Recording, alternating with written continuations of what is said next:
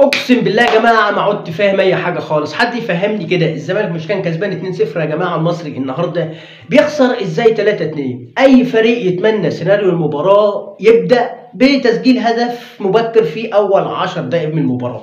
لا، ده الزمالك النهارده اول دقيقه مدافع المصري بيسجل هدف في نفسه، جت الدقيقه 20 الزمالك ناصر منسي مسجل هدف الثاني، الزمالك فايز 2-0 بيخسر ازاي 3-2؟ نفس الاخطاء والكوارث الدفاعيه، نفس الرعونه، نفس الاداء السيء من دفاع الزمالك وفرقه الزمالك كلها. بيخسر من المصري النهارده اللي استحق الفوز شهاده لله النهارده، وتفوق على الزمالك دفاعيا وهجوميا وفي ارضيه الملعب كلها. المصري النهارده عمل مباراه عالميه على نادي الزمالك. نفسي اعرف ايه اللي بيحصل في الزمالك يا جماعه. قبل ما نبدا فيديو النهارده وحلقه النهارده، معكم حسن نور، دي قناه على اليوتيوب. فضلا وليس امرا الاشتراك في القناه وتفعيل زر الجرس عشان يوصلكم كل جديد، واخبطوا لايك للفيديو وكملوا معايا الفيديو للنهايه. مباراه الزمالك والمصري البورسعيدي، اي فريق يتمنى سيناريو المباراه يبدا ان هو يقدر يسجل هدف مبكر في اول 10 دقائق، اول ربع ساعه يا سيدي. لا، الزمالك النهارده مدافع المصري ويسجل هدف اول في مرماه. الزمالك متقدم 1-0، ناصر منسي بينجح في اضافه الهدف الثاني. فل قوي يا عم الزمالك بقى، انت كده جاتك على طبق من نور. كده الفريق المصري هيفتح خطوطه، هيبدا يهاجم الزمالك النهارده. انا قلت سيناريو المباراه الزمالك هيفوز بنص دستة اهداف بصراحه النهارده. يعني الزمالك في اول 20 دقيقه مسجل هدفين، خلاص تمالك المباراه. الزمالك المباراه رايحه له، مبروك ال3 بونت يا زمالك. لا، المصري البورسعيدي اللي ليه راي خالص النهارده. لا يا جماعه، انا والله ما اطلع خسران من المباراه. استحيل اخسر او اتعادل المباراه امام الزمالك. لا، انا عايز ال3 بونت. يا عم الله يرضى عليك، اتعادل بس، انت خسران 2-0. قال لك لا، الفوز لا محاله، عايز ال3 بونت قدام الزمالك النهارده. بشهاده بالله المصري النهارده حارب واجتهد وباصرار وعزيمه. جريندو بينجح في تسجيل الهدف الاول للمصري في الدقيقه 26. خلاص بقى المصري خد دفاع، هجوم وعرضيات النهارده ورأسيات من جريندو اللي تألق، وحسين السيد. لعيبه النهارده، ابو سليمه، لعيبه النهارده ادت مباراه عالميه على الزمالك النهارده. تفوق دفاعي وهجومي، والاخطاء والكوارث. لو تيجي تبص للثلاث اهداف النهارده اللي سجلهم المصري البورسعيدي، اخطاء وكوارث دفاعيه من دفاع المصري، من دفاع الزمالك، اسف، من دفاع الزمالك. لو دفاع اللعيبه دي لو بتلعب مبتدئه، لو اللعيبه في الشوارع، والله ما هتلعب اللعب ده. ايه اللي بيحصل في الزمالك يا جماعه؟ مين اللي جاب الصفقات دي؟ الزمالك بطل الدوري والكاس السنه اللي فاتت كان بالناشئين، سيف جعفر، اسامه نبيه، لعيبه صغيره عندها 20 سنه. عندك اللاعب اللي في الدفاع، لعيبه يعني كانت مميزه، اخذت الدوري واخذت الكاس واخذت الكاس من النادي الاهلي يا جماعه. الزمالك جاب صفقات جديده. الزمالك اللي خسران لحد دلوقتي 6 مباريات في الدوري المصري، ومتعادل 9 مباريات باين في الدوري المصري، عنده 33 نقطه، محتل الترتيب الخامس. برضه المقاولون العرب السادس 33 نقطة، الاتحاد الرابع 36 نقطة. الزمالك رايح فين؟ مين السبب اللي فيه نادي الزمالك حاليا؟ الزمالك برضه خرج من دوري أبطال أفريقيا المركز الثالث بعد الخسارة من شباب بلوزداد، والخسارة من الترجي، والتعادل مع المريخ. كمان مباراة المريخ كانت مباراة العودة هنا في القاهرة. نفس السيناريو بتاع مباراة المصري النهارده، الزمالك مسجل اسرع هدف في دوري ابطال افريقيا في الدقيقة 13.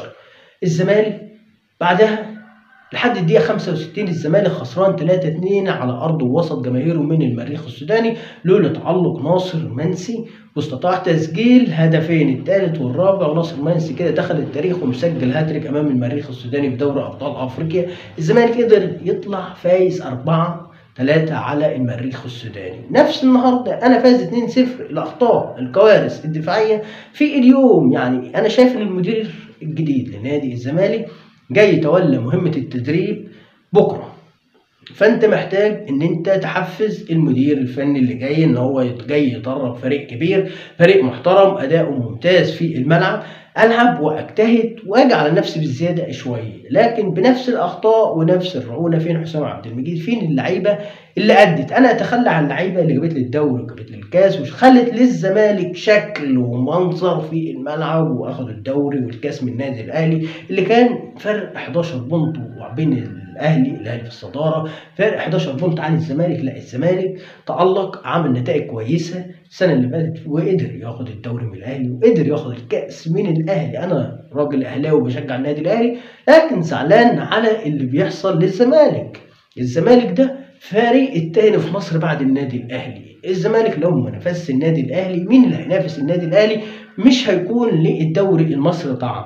لكن انا بتفرج النهارده وزعلان على نادي الزمالك. الزمالك مش قادر يروح مرتده. هتقول لي لعيبه الزمالك شويه، لا لعيبه الزمالك مش شويه يا عم، ده فيهم ناصر منسي، مصطفى شلبي، احمد سيد زيزو، عندك الونش، عندك ابو الفتوح، حسام عبد المجيد، اسامه نبيه، سيف جعفر، لعيبه ممتازه. لكن نيجي نبص الصفقات اللي جايبها الزمالك، جايب 10 صفقات ما فيش صفقه منهم عليها الطلع الله ناصر منسي اللي شايفه الصفقه الناجحه، وكان احمد بالحاج اللي جاي من اسوان.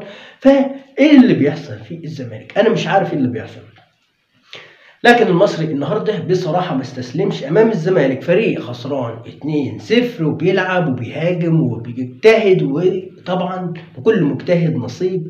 يعني انا شايف المصري عمل كل حاجه في المباراه، فريق عنده شخصيه ان هو عايز يفوز، عايز يكون ليه مكانه في الدوري المصري. كل الاحترام والتقدير طبعا لحسام حسن، مدرب كبير، مدرب بيحفز اللعيبه. شفنا تألق جريندو النهارده، اسلام بوسليمه، لعيبه كتيره النهارده، حسين السيد، لعيبه ادت، لعيبه ما قصرتش مع المصري النهارده، وقدرت تفوز على الزمالك وتحقق 3 بونت تحطهم في مركز كويس في الدوري المصري، وما يتزحمش في المراكز الاخيره او المراكز اللي في الوسط. عموما نتمنى التوفيق للزمالك، نور هارد لك للزمالك على الخساره، لكن زعلانين على الاداء السيء، على الرعونه اللي في نادي الزمالك. نتمنى التوفيق للزمالك مع الفريق، مع المدرب الجديد، ونتمنى ان شاء الله ظهور ومنافسه الزمالك في الدوري المصري وتحقيق نتائج ايجابيه.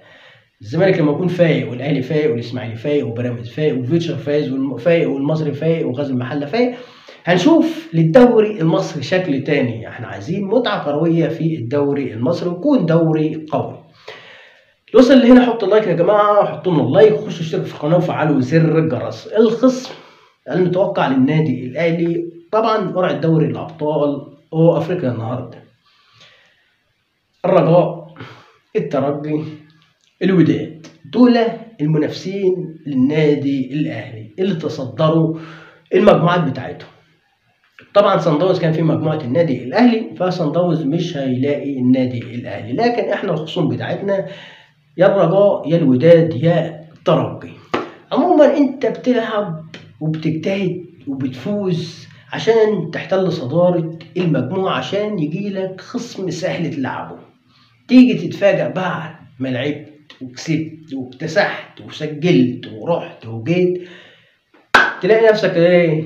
جالك النادي الاهلي واصطدمت بالنادي الاهلي، عشان النادي الاهلي متصدر محتل المركز الثاني في مجموعته. انا اتمنى ان احنا ما نقابلش لا الرجاء ولا الوداد. انا اتمنى مواجهه الترجي التونسي، وان شاء الله الاهلي والترجي ويكون الفوز للنادي الاهلي، ومباراه تتحلى بالروح الرياضيه، ما يحصلش نفس اللي حصل في مباراه الهلال والاهلي. طبعا الهلال السوداني زعلان جدا ومحروق، ليه بقى؟ عشان العلقه سخنه يا جماعه، 3 سخنين قوي، فلازم نعذرهم. والله انا عذرهم، يعني الاهلي بالزياده، الاهلي داس عليه حبه بس، قرصه ودن يا عم الهلال، خد قرصه عشان تعرف نفسك، كل قرد يلزم شجرته. الاهلي افريقيا قاره عنوانها النادي الاهلي، النادي الاهلي ده ملك افريقيا. انت بدون دوري ابطال افريقيا الشامبيونز ليج دي ما حققتهاش ولا مره. الاهلي معاه 10 يا اهلال، حط راسك براس الاهلي. الاهلي ادالك قرصه ودن بس عشان تعرف نفسك، عشان لما راح النادي الاهلي هناك وما كرمتش النادي الاهلي، وسبيت اللعيبه ورشيت بينج في وش محمد عبد المنعم والشناوي، والمدير الفني بيشتم الشناوي. لا جيت هنا كمان بتقول جماهير النادي الاهلي بتشتم فيا. يا عم حقها تشتمك عشان انت قليل ادب.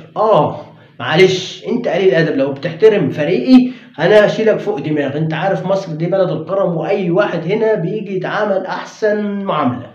مصر السنغال، ماتش السنغال برضه الجمهور حيا ماني وعمل له بص اللي ما تعملش. رحنا هناك الليزر واتسبينا والشغل حاجه يعني.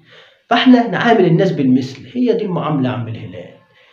انت لو كرمت النادي الاهلي ولاعيبه النادي الاهلي كان هيعاملوك احسن معامله، لكن انا ما شفتش اي هتافات مسيئه للهلال بامانه من جماهير النادي الاهلي.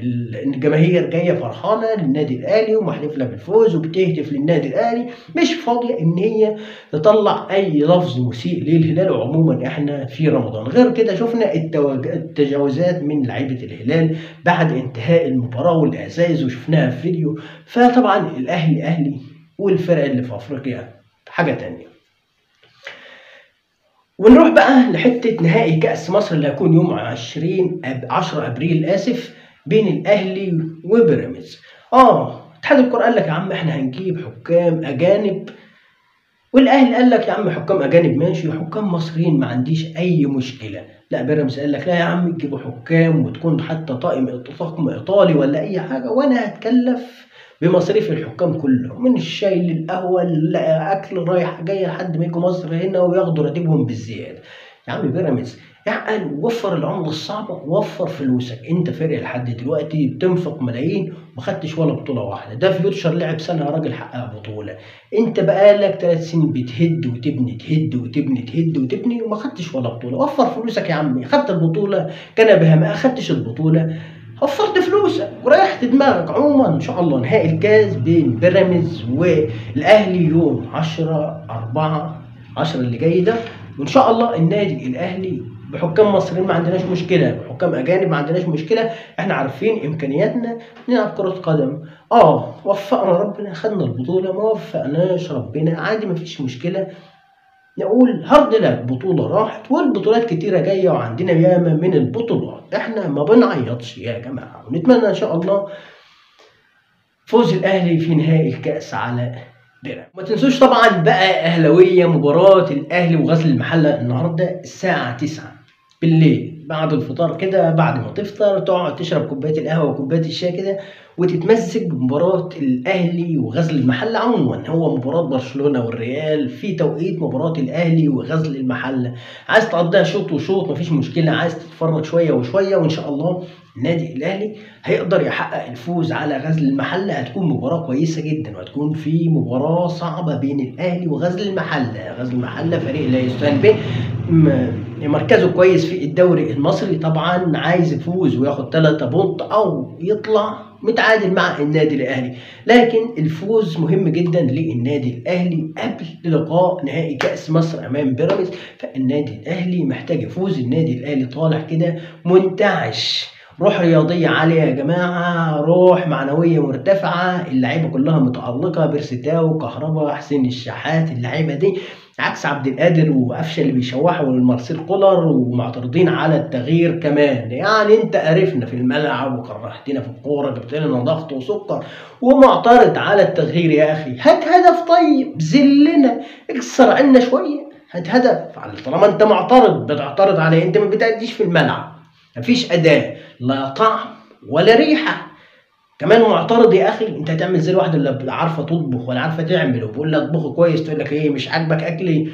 انت مفيش خالص مح في الملعب يا راجل، مفيش كوره خالص. معترض ليه؟ نزل، احنا هننزل لاعب نفوز. دي مباراه يا بره يا نصعد، مفيش محاله. لو خسرنا هيتحفل علينا، لو تعادلنا هيتحفل علينا وشكلنا هيبقى وحش. دي مباراه موت او حياه من الاخر، جايين نفوز والجماهير كلها دي جايه عشان الفوز وعشان تحتفل بالفوز. انت معترض ليه؟ مفيش اداء، انت وقفش وكمان معترض وبتشوح لكولر. نزل الشحات سجل هدفين يا سيدي، لا ده نلعب بالشحات بعد كده اساسي يا عم مارسيل كولر، وسيبك من قفشه وسيبك من احمد عبد القادر دول، عشان دول جابوا لنا البص لحد هنا والله منهم كمان معترضين. عموما نتمنى مباراه الغزل تكون بقى بيرستاو، كهربا، حسين الشحات، عندك الجندوزي يا عم لاعبه في مركز 10، وعندك لاعب ديانج ولاعب مروان عطيه اللي بيمتعنا كرة قدم. ريح محمد سامي، لاعب خالد عبد الفتاح، عندك ياسر ابراهيم، وريح وائل ربيعه. ريح اللعيبه دي عشان لقاء نهائي كاس مصر مع بيراميدز. عايزين نفرح بالكاس يا جماعه، اوعى الكاس يروح. وكمان كده عندنا بقى لو نشوف بقى هنقابل الترجي ولا الوداد ولا الرجاء بعد كده 20/4 و22/4. يعني شهر مليان كده مباريات كويسة جدا جامدة، عايزين الأهلي يتألق كده رجله ثابتة في الملعب عشان نقدر نفوز ونفرح الجماهير اللي دعمتنا في مباراة الهلال، وقدرنا نكسر عين الهلال. احنا على طول كسرين عينه ونكسر بالزيادة دول شوية. عموما ان شاء الله نتمنى فوز الاهلي على غزل المحله، وباذن الله الاهلي كده منفرد بالصداره وبيطير وبيرفرف. عايزين بقى نهائي كاس مصر يا جماعه. اهلاويه اخبطوا لايك بقى وخشوا اشتركوا في القناه وفعلوا زر الجرس عشان يوصلكم كل جديد. وكان معكم حسن نور. وصلنا لنهايه الفيديو. ده قناه على اليوتيوب، فضلا وليس امرا اشتراك في القناه تفعيل زر الجرس، ونستناكم في فيديو تاني. استنونا في فيديو تاني ان شاء الله، والسلام عليكم ورحمه الله وبركاته.